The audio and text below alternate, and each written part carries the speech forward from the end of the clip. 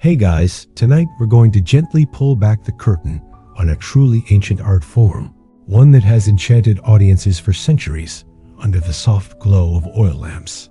The mesmerizing world of Wayang Kulit, or Javanese shadow puppetry.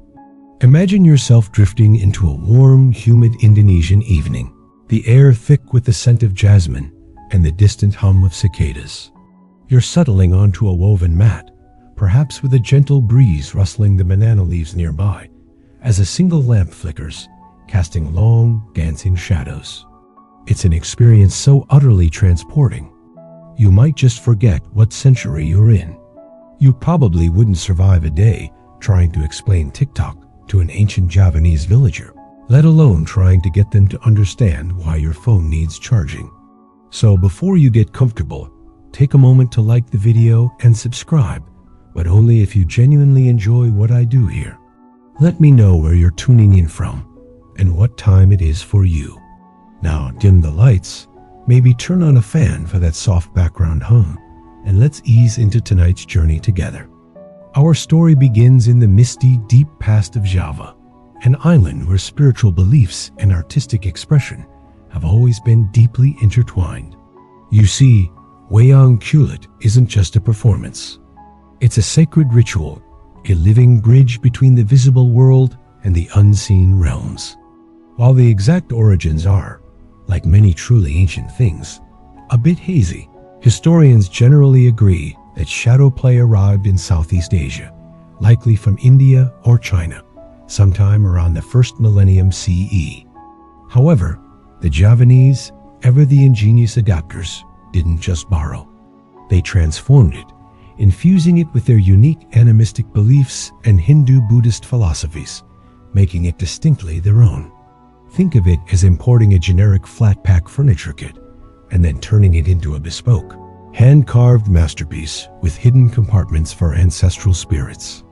You're seeing in your mind's eye the very earliest forms, perhaps not as refined as the exquisite puppets we know today, but still powerful. These weren't mere entertainment. They were pathways to knowledge, morality, and even spiritual cleansing. Imagine the flickering shadows on a stretched white cloth, the figures shifting, growing, and shrinking with the manipulation of a single individual. It's said that the earliest shadow plays might have even predated Hindu influence, drawing on indigenous ancestor worship, where the shadows represented the spirits of the departed, returning to offer guidance or tell tales. It's a fascinating thought, isn't it? That these dancing silhouettes could be the very echoes of ancient souls. One quirky tidbit, often whispered among scholars, is that the word Wayang itself is derived from an old Javanese word meaning shadow or ghost. It's almost as if the very name acknowledges the ethereal, otherworldly nature of the art. This isn't just about putting on a show. It's about invoking presence, about making the invisible for a brief time visible. The atmosphere would have been thick with anticipation, the air still as the community gathered, perhaps after a long day in the rice fields, to witness these ancient stories unfold. No Netflix queues, no endless scrolling, just the shared experience of a narrative unfolding in the flickering light. You might be thinking, but how did they project these shadows without electricity? And that, my friend, is part of the charm. Early performances relied on oil lamps, specifically a blenkong, a coconut oil lamp that would swing slightly, making the shadows subtly undulate and breathe. This gentle, almost hypnotic movement of the shadows, coupled with the soft, wavering light, adds to the almost dreamlike quality of the performance. It's a far cry from the harsh, static light of your modern projector, isn't it? There's a certain organic beauty to it, a subtle imperfection that makes it feel alive. Historians still argue whether the blenkong was always the primary light source, or if earlier, simpler fires were used, but the effect remains the same. A dance of light and shadow, inviting you into a world beyond your own. And as you settle deeper into this imagined scene, you begin to understand that Wayang Kulit is more than just a plaything. It's an ancient educational tool, a moral compass, and a spiritual conduit, all wrapped up in an evening's entertainment. It's a testament to the human desire to tell stories, to understand our place in the cosmos, and to find comfort in shared narratives.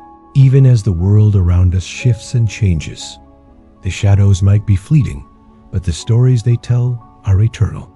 As the faint glow of the Blenkong lamp continues its gentle sway, pulling you deeper into the languid Indonesian night, your attention turns from the ancient origins to the heart and soul of the performance, the Dalang. This isn't just a puppeteer. Oh no, that word barely scratches the surface. The Dalang is the conductor, the storyteller, the voice actor for an entire cast of characters, and in many ways, the spiritual guide of the evening. Imagine having to be all that and stay awake for hours, telling tales, animating puppets, and probably avoiding rogue mosquitoes. It sounds exhausting, but for a Dalang, it's a calling. The journey to becoming a Dalang is not for the faint of heart, or for those who prefer early bedtimes. It's a lifelong dedication, often beginning in childhood, passed down through generations. You might start by simply observing, then learning to manipulate a single puppet, then gradually mastering the intricate movements, the distinct voices for each character, and there are dozens, sometimes hundreds of them. Think of it. You, as a budding Dalang, would spend years memorizing vast epics, understanding the nuances of Javanese philosophy, and honing your vocal cords until they could effortlessly shift from the booming voice of a giant to the delicate trill of a princess. It's like learning every line for every character in The Lord of the Rings, then performing it all yourself, sometimes for 8 hours straight. Good luck with that on a Tuesday night. Beyond the technical prowess, the Dalang holds a profound spiritual significance. In traditional Javanese belief, the Dalang is seen as a conduit between the human world and the divine.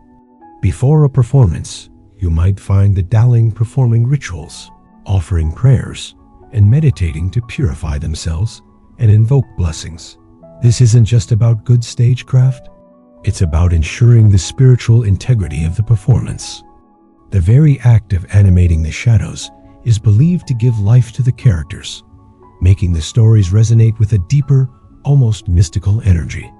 Historians still argue whether this spiritual role developed alongside or after the artistic traditions, but its importance is undeniable. The Dalang's training isn't just about memorization, it's also about improvisation. While the core stories remain, a skilled Dalang will weave in contemporary references, local jokes, and even social commentary, all while maintaining the integrity of the classic narratives. Imagine the subtle wit, the gentle prods at human folly, all delivered with a straight face to the mouths of ancient heroes. You might hear a sly dig at a slow buffalo, or a comment about the price of rice, expertly slipped into a grand battle scene. This ability to blend the sacred with the mundane, the epic with the everyday, is a hallmark of a truly masterful Dalang. It keeps the audience engaged, even as their eyelids grow heavy. And then there's the physical endurance. A traditional Wayang Kulit performance can last from dusk until dawn, a marathon of storytelling, music, and puppet manipulation. You, as the Dalang, would be seated behind the screen, the Blenkong lamp above your head, orchestrating the entire spectacle. Your arms would ache from holding the puppets. Your voice might grow hoarse, and your mind would need to remain razor-sharp, despite the late hour. It's a testament to incredible stamina, a commitment that goes beyond mere entertainment. It's a job where nodding off means potentially dropping a hero into the villain's lap, a dramatic faux pas, to say the least. One quirky tidbit about Dalangs, particularly in older times, is their unique method of carrying their puppets. Sometimes, they would travel with hundreds of intricately carved figures, often carried in large, specially crafted chests. Imagine the sheer logistics of moving such an extensive cast from village to village, across rice paddies, and through dense jungles. It makes your modern travel woes seem rather trivial, doesn't it? No checked baggage fees, but probably a few leeches. So as you listen, visualize the Dalang, eyes fixed on the screen, hands deftly moving the delicate leather figures, breathing life into them with every subtle tilt and turn. Feel the hypnotic rhythm of their voice, rising and falling with the drama, then softening to a murmur as a quiet moment unfolds. The Dalang isn't just telling a story. They are embodying it, channeling the very essence of ancient Java through their art. It's a profound commitment, and one that leaves an indelible mark on anyone fortunate enough to witness it. As the Dalang's voice gently guides you through the unfolding narrative, your gaze might shift from the dancing shadows to the exquisite puppets themselves. This isn't some quick craft project you whip up on a rainy afternoon. The crafting of the shadows is an art form in itself, painstaking and steeped in tradition. Each Wayang Kulit puppet is a masterpiece of precision and artistic flair, and you're about to discover why they're so much more than mere leather cutouts. You see, these aren't your average paper dolls. Wayang Kulit puppets are traditionally made from cured, dried buffalo or goat hide. Imagine the process. First, the hide needs to be carefully prepared, stretched, and then meticulously scraped until it's thin enough to be translucent, but still robust enough to withstand countless performances. This isn't a job for the impatient. If you thought waiting for paint to dry was tedious, try waiting for buffalo hide to cure perfectly. Once the hide is ready, the real artistry begins. The puppet master, or puppeteer, will transfer intricate designs onto the leather. These designs are often passed down through generations, ensuring the consistency and recognition of beloved characters like the noble Arjuna or the mischievous Seymour. You're not just tracing a line, you're etching a legacy. Each puppet is a specific character from the great Hindu epics like the Ramayana or Mahabharata, and their appearance, down to the tilt of an eye or the curl of a finger, is instantly recognizable to an informed audience. It's like knowing if a character has a cape or a specific symbol on their shield. It tells you who they are before they even speak. Then comes the piercing, perhaps the most iconic step. Thousands of tiny holes are punched into the leather using a bewildering array of small, sharp tools. These perforations create the intricate patterns, the delicate filigree, and the expressive details that define each puppet. When the light shines through, these tiny holes become the features you see: the eyes, the hair, the ornate clothing. Imagine sitting there, hour after hour, meticulously tapping each dot, ensuring perfect symmetry and artistic flow. One slip of the hand, and a hero might end up with an unintended third eye, or a rather unfortunate facial expression. This meticulous detail is why the shadows themselves are so captivating and detailed, not just blurry blobs. After the punching comes the coloring. While the audience only sees the silhouette, the puppets themselves are beautifully painted on both sides using vibrant, natural pigments. These colors, hidden from the general audience, serve a purpose for the Dalang, helping them distinguish characters in the dim light behind the screen. It's a secret beauty, an unseen layer of craftsmanship that only the puppeteer truly appreciates. Think of it as a beautifully illustrated book with pages only you get to see, guiding you through the narrative. Historians still argue about the exact origins of some of the pigments used in ancient times, but the vibrant results are undeniable. Each puppet also has a central rod made of buffalo horn, which the Dalang uses to manipulate the body. Then, thinner rods are attached to the arms, allowing for fluid, expressive gestures. Imagine the engineering required to make these seemingly simple pieces of leather, capable of such grace and dramatic movement. A well-crafted puppet feels almost alive in the Dalang's hands, a testament to the artisan's skill. One quirky tidbit: sometimes the horn rods themselves are carved and decorated, becoming tiny works of art in their own right, adding another layer of beauty to these already stunning creations. It's like having a beautifully designed remote control for an already beautiful device. So, as you watch the shadows dance, remember the journey each puppet has taken. From a simple piece of hide to an intricate, vibrant character, each one represents countless hours of dedication, skill, and reverence for tradition. They are not merely props. They are the heart of the performance, silent partners in the Dalang's mesmerizing storytelling. It's a slow art, a patient art, and one that promises to lull you into a calm state, appreciating the beauty in every shadow. As the intricately crafted puppets come to life through the Dalang's skillful hands, you can almost feel the gentle vibrations underfoot, a subtle hum that builds and recedes with the unfolding drama. This isn't just the rustling of the audience. It's the gamelan's gentle pulse, the soul of the Wayang Kulit performance. The Gamelan orchestra is inseparable from the shadow play, providing the ethereal, often hypnotic soundtrack that cradles the stories and soothes the listener into a state of quiet contemplation. You see, a gamelan is not just a collection of instruments. It's an ensemble, a family of gongs, metallophones, xylophones, drums, and flutes, all working in exquisite harmony. Imagine a multitude of bronze and wooden instruments, each with its own unique voice, yet blending seamlessly into a rich tapestry of sound. The most prominent instruments are often the gongs, whose deep, resonant tones mark the beginning and end of phrases, like gentle punctuation in a sonic poem. When a large gong is struck, you don't just hear it, you feel it, a low thrumming that vibrates through the very ground. The music of the gamelan is often described as cyclical and layered, much like the patterns you might see in a peaceful flowing stream. There are main melodies, played by instruments like the sarong and slingtham, which are then embellished by faster, more intricate parts, played by the boning and gender.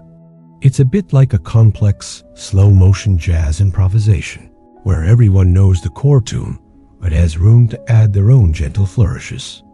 This layering creates a texture that is both complex and incredibly calming, perfect for lulling you into a relaxed state. You won't find any sudden rock guitar solos here, thank goodness. The Dalang isn't just speaking, they are conducting. The Dalang communicates with the gamelan musicians through subtle cues, a nod, a shift in voice, even the tapping of the puppet stick on the wooden puppet box. The musicians, seasoned and attentive, respond instantly, changing tempos, increasing or decreasing volume, or shifting to a different melodic phrase to underscore the emotion of the scene. It's a conversation without words, a fluid symbiotic relationship that has been refined over centuries. Imagine trying to get your friends to agree on a dinner order this quickly, let alone perform an impromptu symphony. One of the most unique aspects of gamelan music, particularly for Wayang Kulit, is its role in evoking different moods and character types. Certain melodies, or pathet, are traditionally associated with specific times of the night or particular dramatic situations. A slow, stately melody might accompany the arrival of a noble king, while a slightly faster, more agitated rhythm could signal a minor conflict. It's a sophisticated system of musical storytelling, painting emotional landscapes without a single word being sung. Historians still argue about the precise origins and evolution of these pathet systems, but their effectiveness in enhancing the narrative is undisputed. A quirky tidbit: sometimes, during moments of high drama or intense emotion, a single ribab or suling might play a hauntingly beautiful, almost weeping melody that cuts through the percussive layers of the gamelan. These moments are incredibly poignant, adding a delicate human touch to the grand, metallic sounds. It's like a single tear falling during a powerful symphony. This subtle variation keeps the soundscape fresh and prevents it from becoming monotonous, gently holding your attention even as you drift. So as you listen to the Dalang's voice, let the gentle, undulating sounds of the gamelan wash over you. Feel the deep resonance of the gongs, the shimmering quality of the metallophones, and the rhythmic pulse of the drums. It's a sonic embrace designed to draw you into the story, to calm your mind, and to carry you deeper into a state of blissful tranquility. This isn't just background noise. It's the very breath of the performance, a soft, insistent rhythm inviting you to let go. With the gamelan's soothing harmonies enveloping you, your mind now turns to the very heart of what the Dalang is conveying. the epic tales unfold. Wayang Kulit primarily draws its vast repertoire from two monumental Hindu epics, the Ramayana and the Mahabharata. These aren't just stories. They are foundational narratives for Javanese culture, brimming with gods, demons, heroes, and villains, all locked in eternal struggles between good and evil. It's like they're foundational historical documents, but with way more magic and fewer bureaucratic forms. You're immersed in a world where princes embark on arduous quests to rescue abducted princesses, where gods descend to earth to meddle in human affairs, and where moral dilemmas are played out on grand, cosmic scales. Take the Ramayana, for instance. You'll follow the noble Prince Rama as he strives to rescue his beloved wife Sita from the clutches of the 10-headed demon king, Ravana. It's a classic hero's journey, full of battles, cunning, and unwavering loyalty. As the shadows of Rama and Ravana clash on the screen, you feel the tension, even if you're half asleep. Then there's the Mahabharata, a sprawling epic that focuses on the dynastic struggle between two sets of cousins, the Pandavas and the Kauravas, for control of the kingdom of Hastinapura. This one is perhaps even more complex, delving deep into philosophy, dharma, and the consequences of war. You'll meet the 5 virtuous Pandava brothers, each with their distinct personality and skills, and their 100 scheming Kaurava cousins. It's a family feud writ very, very large, with a body count that makes Shakespeare look like a children's tea party. But presented through Wayang Kulit, even the fiercest battles take on a stylized, almost dreamlike quality, softening the edges of violence. What's fascinating is how these ancient Indian epics were adapted and indigenized in Java. While the core plots remain, Javanese Dalangs introduced new characters, often humorous and philosophical clowns known as punakawan. These beloved figures, typically servants of the heroes, provide comic relief, offer sage advice, and often act as a bridge between the audience and the lofty mythological figures. They're like the wisecracking, but ultimately good-hearted sidekicks who remind everyone not to take themselves too seriously. Imagine Gandalf with a penchant for slapstick and a habit of breaking the fourth wall. One quirky tidbit: the punakawan are unique to Javanese Wayang Kulit and are considered by many to be the heart of the performance. They often steal the show with their witty banter and surprisingly profound observations. Their appearance often marks a shift in tone, bringing a welcome lightness after moments of intense drama. You might find yourself stifling a chuckle as Simar, the pot-bellied, seemingly unassuming leader of the punakawan, dispenses wisdom that even the mightiest gods might heed. The adaptation process also saw the integration of Javanese mystical beliefs and Islamic philosophies, subtly woven into the fabric of these Hindu narratives. This blend creates a unique syncretic tradition, where ancient wisdom meets local understanding. Historians still argue whether these adaptations were deliberate attempts at religious synthesis or a natural evolution of storytelling in a multicultural context. But the result is a rich tapestry that speaks to various layers of Javanese society. So, as the Dalang's voice narrates the heroic deeds and moral struggles, let the ancient wisdom of these epics wash over you. Whether it's the steadfast devotion of Rama or the complex ethical dilemmas faced by the Pandavas, these stories are designed not just to entertain, but to subtly impart lessons about life, duty, and destiny. They are timeless echoes of humanity's enduring questions, played out in the dance of shadows, helping you drift into a world where ancient legends softly breathe. As the grand epics unfold before you, the Dalang's voice is soothing current. You're not just an observer. You're part of a communal experience, transported to a night under the stars in ancient Java. Imagine the scene. It's not a theater with plush seats and popcorn, but likely a village square or a large open-air pavilion. The air is warm. The scent of tropical blossoms might drift on a gentle breeze, and the sounds of the night, perhaps distant crickets or the rustle of palm fronds, blend seamlessly with the Gamelan. You're surrounded by people of all ages, from toddlers gently dozing on their parents' laps to elders nodding in silent appreciation. There's a quiet camaraderie, a shared anticipation as the shadows dance. This collective experience is a fundamental aspect of Wayang Kulit.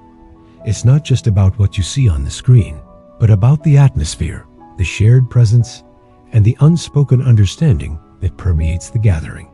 You might even catch the aroma of clove cigarettes or sweet, sticky rice being passed around. No sticky floors, just sticky fingers. The performance typically begins after dusk, perhaps around 9 o'clock, and continues until dawn. Think about that for a moment. An entire night dedicated to one story, one performance, all orchestrated by a single Dalang. In our modern world of endless distractions and shrinking attention spans, the idea of sitting patiently for 8 or more hours to watch shadows dance might seem utterly bizarre. Yet for centuries, this was a primary form of entertainment, education, and spiritual enrichment. It was the original binge-watching, but without the blue light and the guilt. You would find yourself captivated not just by the main characters, but by the subtle interplay, the clever use of light and shadow to imply depth or distance, and the surprising versatility of the flat puppets. Sometimes, 2 puppets would be held in such a way that their shadows merge, creating a new temporary figure. Other times, a puppet would be quickly pulled away, its shadow vanishing abruptly, to signify a sudden disappearance or a magical transformation. These simple techniques, mastered over generations, create an illusion that is remarkably effective and surprisingly immersive.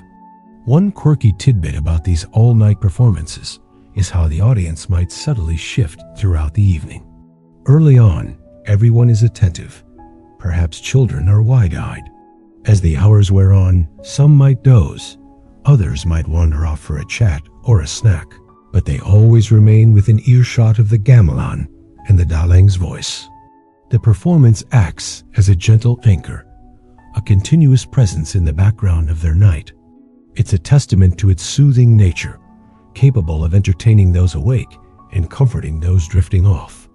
Historians still argue whether the duration was always so extended or if it varied depending on the occasion, but the long-form storytelling is a hallmark. Imagine the simple beauty of it all. No blinding spotlights, no roaring sound systems, just the soft glow of the Blenkong lamp casting its wavering light. The shadows, in their simplicity, invite your mind to fill in the details, to paint the vibrant colors and elaborate backdrops. You become an active participant in the storytelling, even as you recline and relax. It's a gentle invitation to dream, to let your imagination roam freely within the boundaries of the unfolding narrative. So, as you visualize yourself nestled amongst the quiet gathering, feeling the warmth of the tropical night and the rhythmic pulse of the Gamelan, let the collective calm of the moment wash over you. The communal aspect of Wayang Kulit, the shared journey through epic tales under the open sky, is a powerful reminder of how stories bind us together, even across vast stretches of time and cultural differences. It's an experience designed to soothe your senses and prepare your mind for a deep, tranquil rest. As the sun begins its slow, patient descent, casting the first pale light over the horizon, the long night of shadow play draws to a close. You've journeyed through ancient epics, witnessed heroes and demons, and listened to the Dalang's tireless voice, all cradled by the rhythmic Gamelan. Now, as the morning mist might still cling to the rice paddies, we gently consider the shadows of modernity and the evolving place of Wayang Kulit in contemporary Indonesian culture.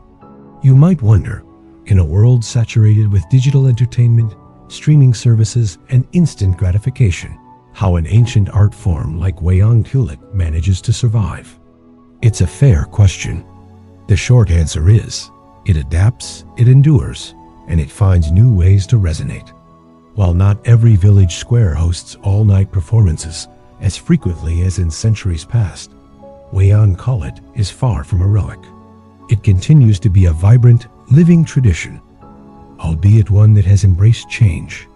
For one, Wayang Kulit remains a powerful symbol of Indonesian identity and cultural heritage. It's recognized by UNESCO as a masterpiece of oral and intangible heritage of humanity, a testament to its profound significance. You'll find it performed at cultural festivals, government events, and even used in educational settings to teach history, ethics, and traditional values. It's a source of national pride, a reminder of a rich and complex past that predates modern influences. Imagine your own national heritage, condensed into a single beautifully performed art form. However, adaptation is key.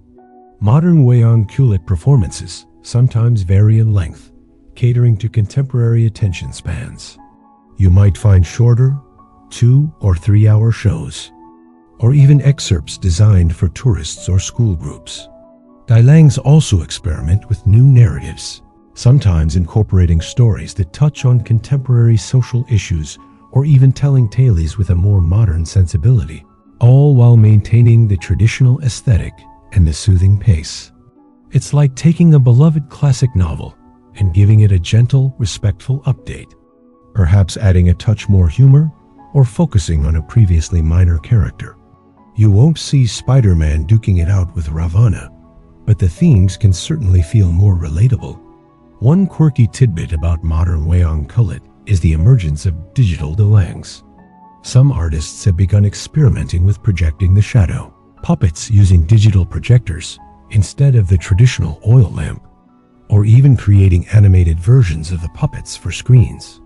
While purists might raise an eyebrow, these innovations help introduce the art form to new, younger audiences, ensuring its survival in an increasingly digital world. Historians still argue whether these technological integrations enhance or dilute the traditional experience, but the continued passion for the art is undeniable. You might also find Wayang Kulit being explored in new artistic contexts, inspiring contemporary artists, musicians, and filmmakers. Its visual language, its storytelling techniques, and its unique blend of the sacred and the mundane continue to captivate creative minds. The shadow figures themselves are iconic, instantly recognizable, and represent a deep well of artistic inspiration. So, as the last shadows fade and the soft light of dawn fills the imaginary Javanese sky, reflect on the enduring power of Wayang Kulit. It's an art form that has weathered centuries of change, adapting and evolving while holding steadfast to its core essence. It reminds us that there's a profound comfort in timeless stories, in the gentle rhythm of tradition, and in the quiet magic that can be found in the simplest of shadows. You've journeyed through history, culture, and art, all designed to guide you peacefully towards a deep and restorative sleep.